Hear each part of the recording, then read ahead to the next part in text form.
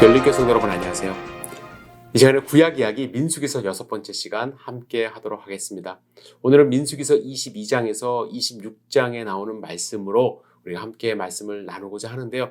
여러분 이때 배경을 먼저 설명해 드리도록 하겠습니다.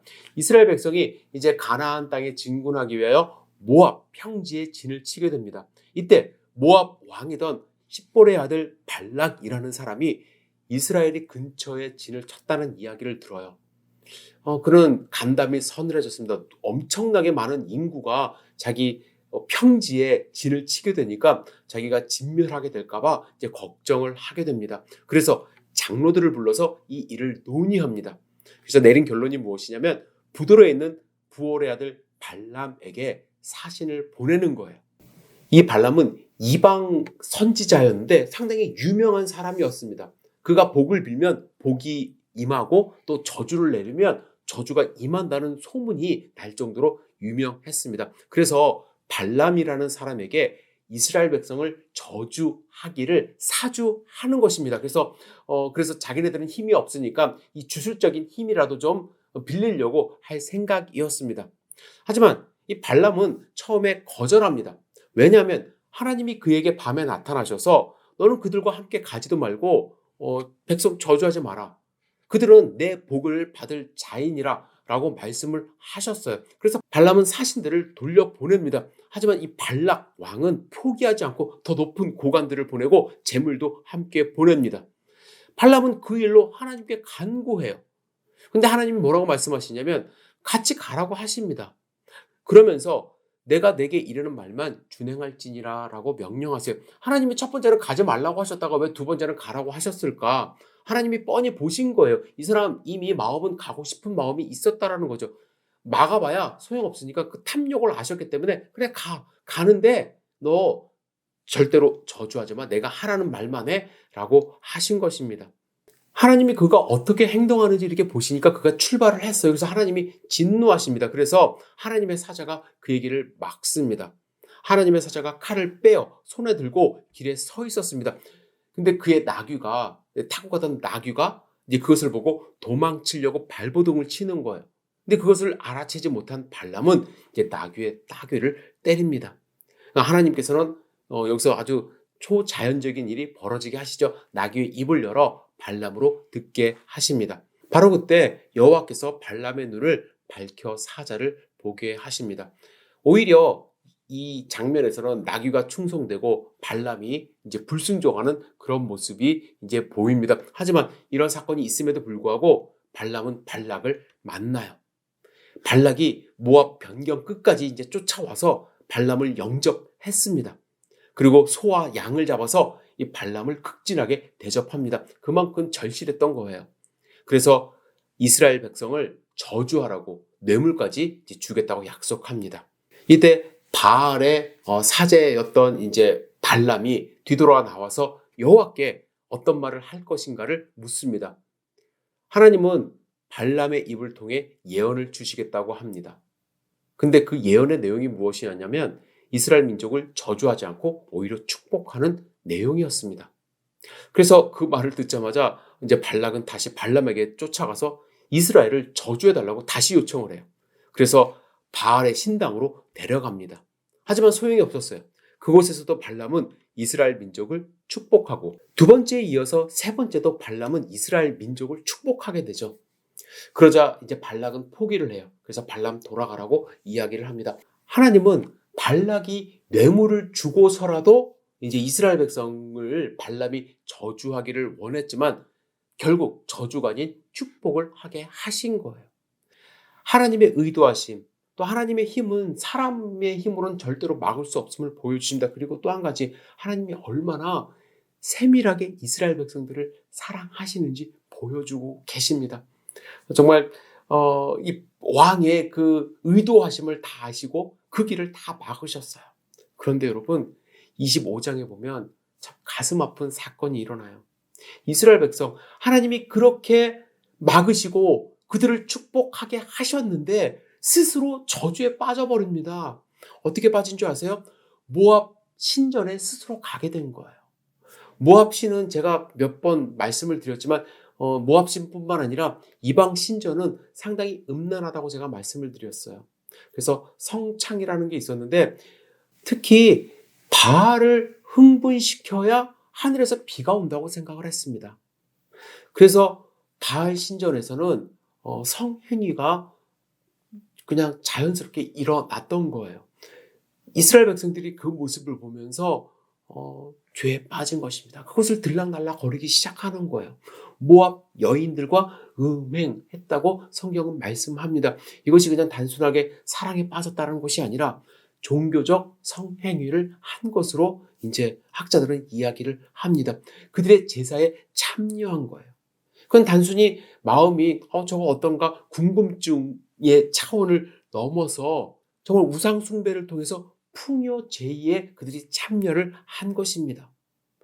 그러니까 발락이 그렇게 돈을 들여가면서 저주해 달라고 이야기를 했지만 하나님은 그것을 다 막으셨거든요. 그런데 이스라엘 백성은 자기 스스로 저주의 길로 찾아 들어간 거예요. 민수기서 31장에 보면 이 일의 배후에 발락이 개입이 되었다라고 이야기를 하는데 어쩌면 발락은 발람을 꼬시는 것에 실패를 했지만 새로운 방법으로 이스라엘 남자들을 꼬셔서 하나님으로부터 멀어지게 하는데 성공한 그런 모습을 볼 수가 있습니다. 이스라엘 백성이 범죄함으로 하나님이 진노하세요. 그래서 모세를 향해서 백성들의 수령들을 공개적으로 목매달아 속죄하라고 이렇게 말씀을 하십니다.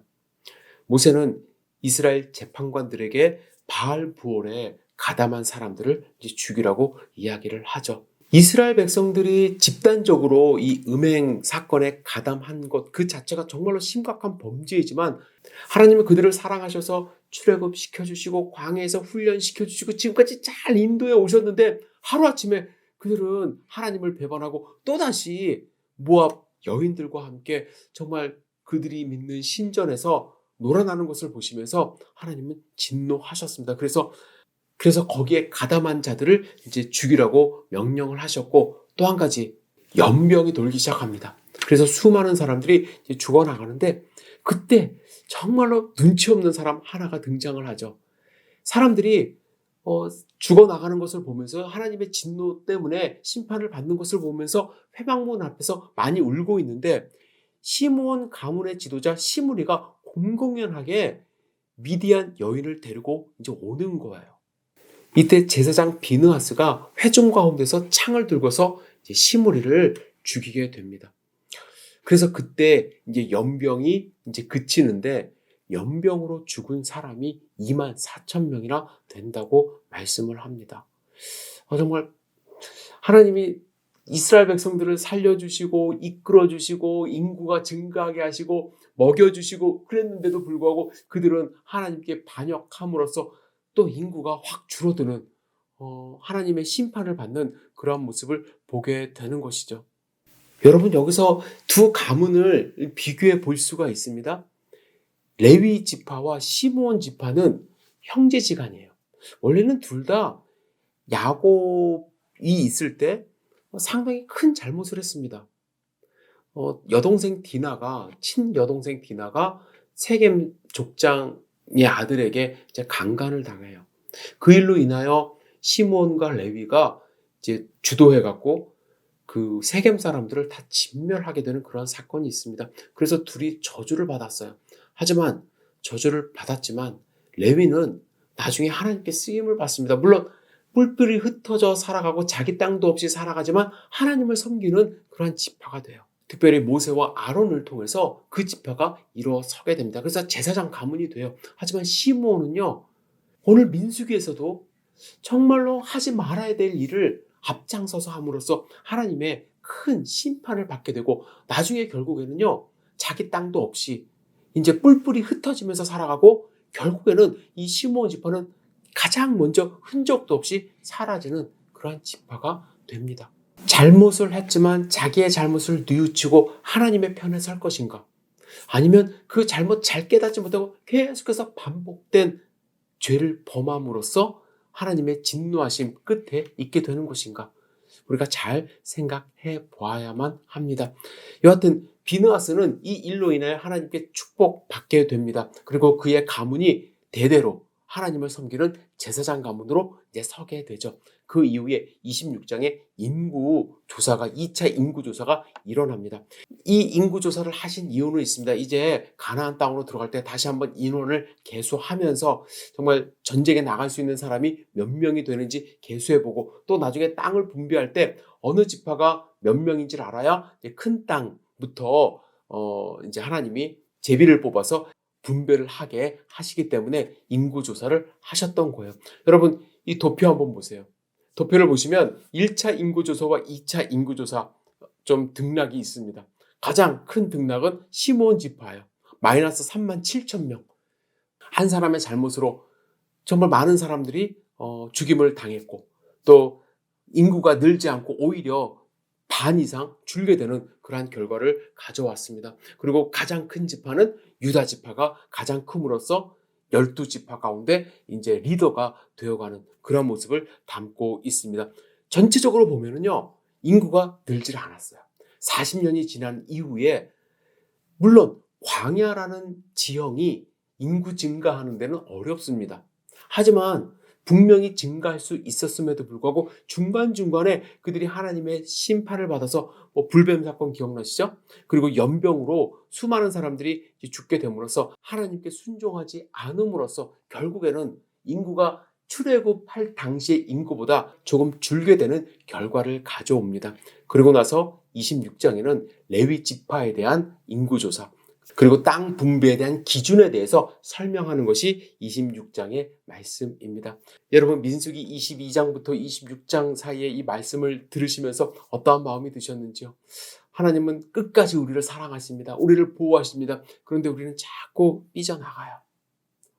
이리 기웃 저리 기웃합니다. 그러지 말아야 될 것 같아요. 여러분, 하나님의 그 사랑을 마음 가운데 새기시고 끝까지 하나님께 충성된 사람으로 살아갈 때 하나님 나라의 축복을 우리가 받을 수 있으리라 생각합니다.